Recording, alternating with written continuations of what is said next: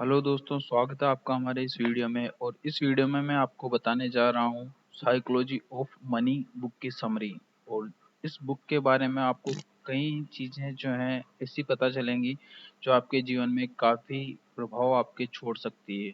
तो शुरू करते हैं इस बुक की समरी के बारे में। और बने रहिए हमारे वीडियो के साथ ताकि आपको कुछ नया जो है वो जानने को मिले। तो इस बुक का जो पहला चैप्टर है वो दोस्तों है नो वंस क्रेजी। हर व्यक्ति जिंदगी में सोचता है कि वह क्रेजी नहीं है और वह मनी के बारे में सब कुछ जानता है। इसलिए कुछ लोग शेयर्स में पैसा लगा देते हैं तो कुछ प्रोविडेंट फंड में, और कुछ लोग पैसा कमाने के लिए नौकरी की खोज में निकलते हैं तो कुछ लोग एंटरप्रेन्योर बनना चाहते हैं। इसका मतलब है कि हर किसी की जो सोच होती है वो पैसों के बारे में अलग होती है दोस्तों।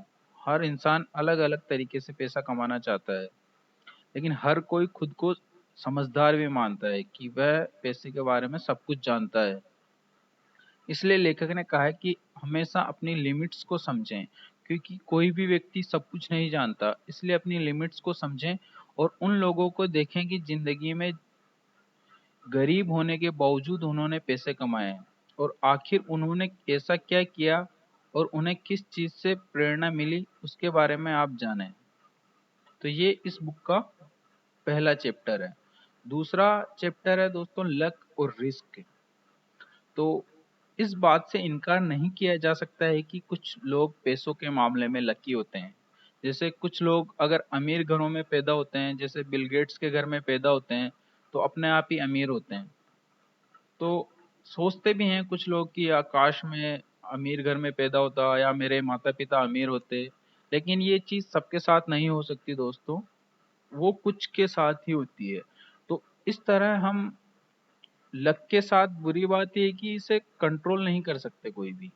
तो हम अमीर बनने के लिए लक के भरोसे नहीं बैठ सकते, और उसके लिए हमें मेहनत करनी पड़ती है।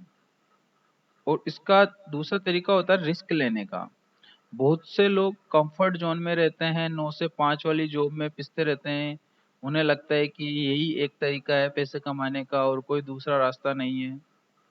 तो वो हमेशा लाइफ टाइम 9 से 5 वाली जॉब में ही रह जाते हैं। वहीं कुछ लोग रिस्क लेकर अपना बिजनेस खोलकर खुद बॉस बन जाते हैं, और लेकिन बिजनेस में ऐसे डूबे रहते हैं कि वह बस केवल बिजनेस के बारे में ही जानते हैं। और बहुत से लोग बिजनेस में डूब जाते हैं और रिस्क लेते हैं, बल्कि सोच विचार करके। इसलिए हमेशा जब भी रिस्क लेनी हो तो सोच विचार करके प्लानिंग के साथ कैलकुलेटेड रिस्क लें। और तीसरा चैप्टर है नेवर एनफ। कभी भी हमारे दिमाग में एनफ की बात नहीं आनी चाहिए। यही बात सभी सोच है कि पैसा लोगों के दिमाग खराब कर सकता है। बहुत से अमीर लोगों को उनका पैसा कभी एनफ नहीं लगता है। महंगी गाड़ियां और बंगले आदि के बावजूद उनके आइसलैंड भी हों, ये उनके मन में रहता है। और अपने लालच में वे ऐसा काम कर जाते हैं कि पूरी तरह से बदनाम ही हो जाते हैं। फिर इतना लालच किस काम का दोस्तों? अगर आपके पास पैसा है और आप लालची हैं तो वो आपके लिए काम का नहीं है। जैसे कि आप जो विजय माल्या हैं उनका एग्जाम्पल देख सकते हैं। उन्होंने अपनी लाइफ में पैसा भी बनाया, लेकिन उन्होंने अपनी जो है इमेज भी इतनी खराब की कि वो अपने देश भी नहीं आ सकते हैं। इसलिए आदमी को गोल बनाना चाहिए कि लाइफ में इतना पैसा कमाऊंगा, मोरल प्रिंसिपल के साथ मैं रहूंगा और हमेशा चैरिटी करूंगा। इस तरह आपका पैसा भी आपके साथ बढ़ता चला जाएगा और आपकी गुडविल से ही आपका और पैसा बढ़ेगा। चौथा चैप्टर है इस बुक का दोस्तों कंपाउंडिंग। सबको कंपाउंडिंग के बारे में पता होना चाहिए। ज्यादातर इन्वेस्टमेंट में सिंपल इंटरेस्ट ही मिलता है। वॉरेन बफेट इसी सिद्धांत से अमीर बने थे, लेकिन उनकी संपत्ति 5 या 10 साल में नहीं, पूरे 75 साल में आज इतनी हुई है कि आज वो चौथे या पांचवें नंबर पे सबसे अमीर आदमी हैं इस पूरी दुनिया में। वे जो पैसा कमाते हैं सब बार बार इन्वेस्ट कर देते थे, और ऐसे शेयर चुनते हैं जो कई गुना मुनाफा देते हैं।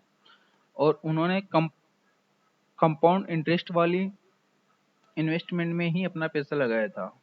इस बुक का पांचवा चैप्टर है getting wealthy versus staying wealthy. बहुत से लोग पैसा कमाने के बाद भी खो देते हैं, और ऐसे बहुत से खिलाड़ियों और फिल्मी सितारों के साथ भी हुआ है, क्योंकि उन्होंने इन्वेस्टमेंट की समझ नहीं थी। न तो उन्होंने एफडी करवाई, न पीएफ में पैसा लगाया, और न ही रियल एस्टेट में, बल्कि अंधाधुन खर्च करते गए। उन्हें लगा कि पैसा कभी खत्म नहीं होगा, इसलिए पैसे की समझ विकसित करने बेहतर ज़रूरी है।